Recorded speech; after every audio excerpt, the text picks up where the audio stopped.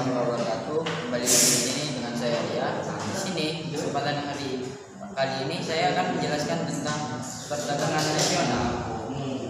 Perdagangan nasional. Nah, kita langsung saja ke pembahasannya.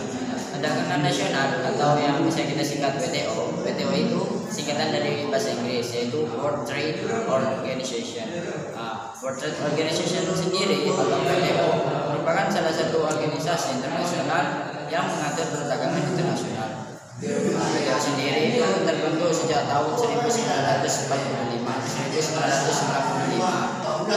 WTO berjalan berdasarkan serangkaian perjanjian yang dinegosiasikan dan disepakati oleh sejumlah negara besar di dunia dan diratifikasi melalui parlemen.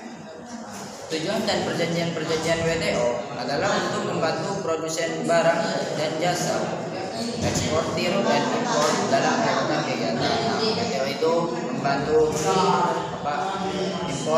impor dan ekspor barang dari suatu negara. Contohnya Indonesia mengekspor rokok ke Amerika, dan Indonesia juga mengimpor barang dari Cina, yaitu seperti HP dan lain-lain. Dan di sini tujuan WTO atau World Trade Organization yang cukup penting adalah membantu produsen barang dan jasa eksportir dan importir dalam melakukan kegiatannya. Tujuannya juga itu untuk memastikan bahwa perdagangan mengalir semulus dan semulus yang diprediksikan dan sebebas mungkin. WTO pada kenyataannya merupakan kelanjutan dan pengembangan dari GATT yang memiliki tujuan utama, yakni menciptakan persaingan sehat. Yaitu maksudnya persaingan sehat itu tidak ada kecurangan dari negara satu dengan negara yang lain di bidang perdagangan internasional bagi para anggotanya. Sedangkan secara filosofis tujuan WTO adalah meningkatkan tarif hidup dan pendapatan. Itu supaya tarif hidup kita itu supaya meningkat dan pendapatan kita itu tidak segitu-segitu saja, tidak rata, bisa menaik.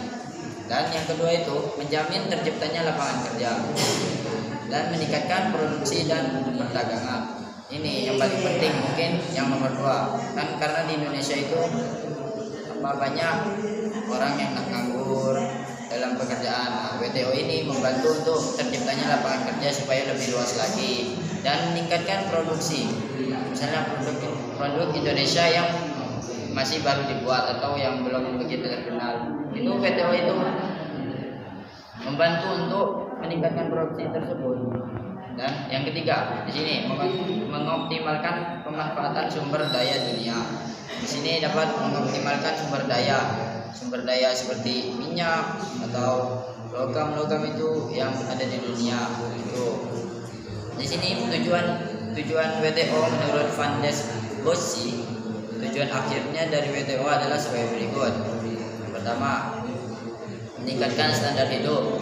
Jadi standar hidup kita itu dijamin oleh WTO, mungkin tidak dijamin ya, mungkin dipastikan meningkat standar hidup kita. Yang kedua itu pencapaian keadaan full employment atau tidak ada pengangguran. Seperti yang tadi di atas itu yang nomor 2, menjamin terciptanya lapangan kerja itu supaya full employmentnya itu meningkat.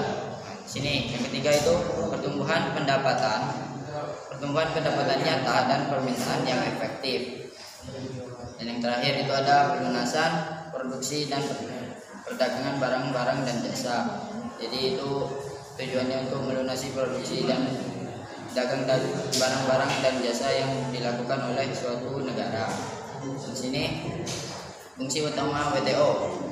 Fungsi utama WTO adalah sebagai forum atau tempat bagi para anggotanya untuk melakukan perundingan perdagangan. Maksudnya itu perundingan perdagangan itu negosiasi itu adalah tawar-menawar suatu barang atau jasa, serta mengadministrasikan semua hasil perundingan dari peraturan perdagangan di Indonesia.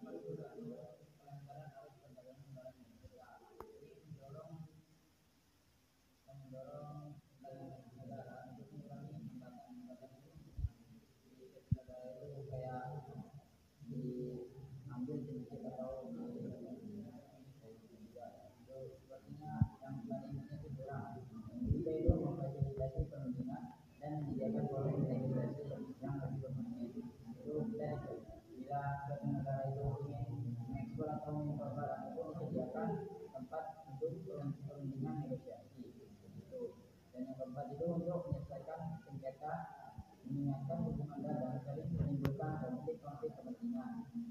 Itu maksudnya konflik kepentingan itu maunya untung saja, tidak mau seimbang atau balance. Itu meningkatkan hubungan dagang sering menimbulkan konflik. Menyelesaikan sengketa dagang, terus sebagai forum negosiasi perdagangan, forum itu tadi tempat negosiasi, meningkatkan kebijakan perdagangan kedua negara supaya tidak ada kekurangan, itu meningkatkan kebijakan supaya tidak ada kekurangan, dan memberikan bantuan pada negara-negara yang berkembang, misalnya itu memberikan bantuan Indonesia. Indonesia itu negara berkembang, bukan negara maju. Ketiga ini ada itu yaitu kunjungan Indonesia bergabung ke WTO atau World Trade Organization. Pertama, itu efektifnya perdamaian. Jadi dari kalian kita menunjukkan bahwa supaya kita itu tidak ada pengumpulan dan Amerika di Indonesia itu tidak ada pengumpulan dari negara itu bisa dengan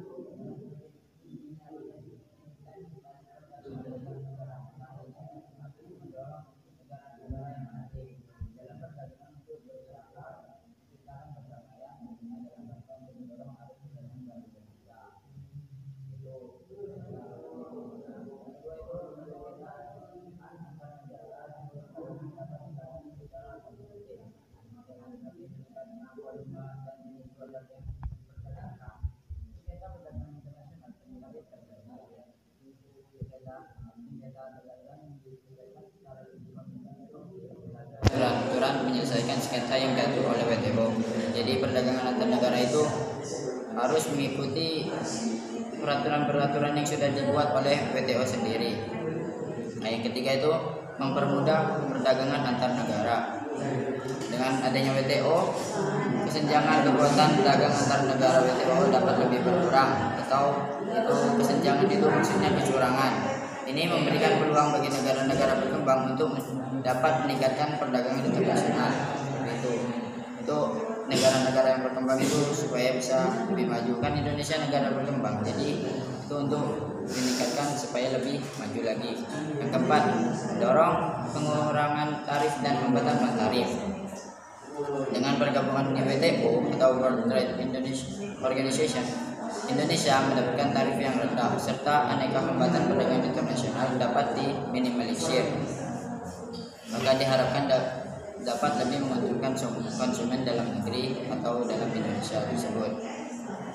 Yang kelima, di sini memberikan banyak pilihan produk pada konsumen internasional. Banyak produsen dari berbagai negara yang dapat mendistribusikan produknya ke berbagai negara lain, membuat konsumen memiliki produk yang lebih banyak pula. Hal ini juga mendorong terjadinya persaingan sehat antara negara.